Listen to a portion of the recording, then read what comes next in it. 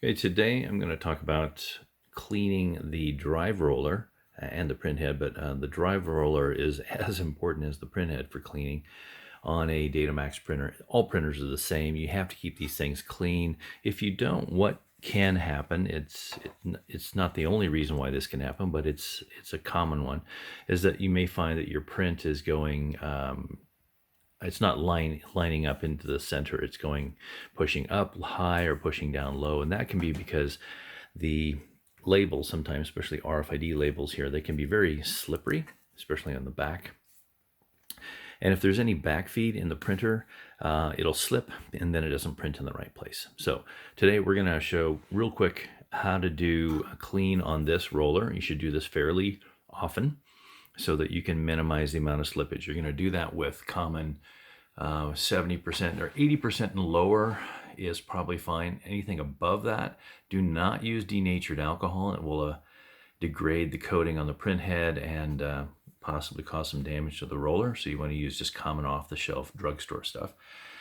And a coffee filter. Why a coffee filter? Well, it's lint-free. You can use any kind of material that isn't going to leave some kind of lint behind when you start rubbing with it.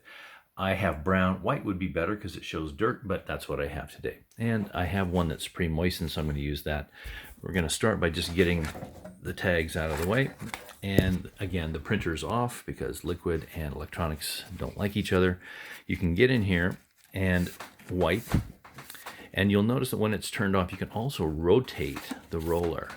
So as you're going to continue to do this all the way around the entire circumference of the roller, getting rid of any oils, dirt, lint, anything that would cause this traction between label and roller to be reduced. So do this all the way around, and when you're done, it's probably a good idea to repeat the same process with the print head. You can just get the ribbon out of the way, and you're really gonna just wipe on the bottom side here of this green part. That's where the electronics are. So you can wipe back and forth all the way across.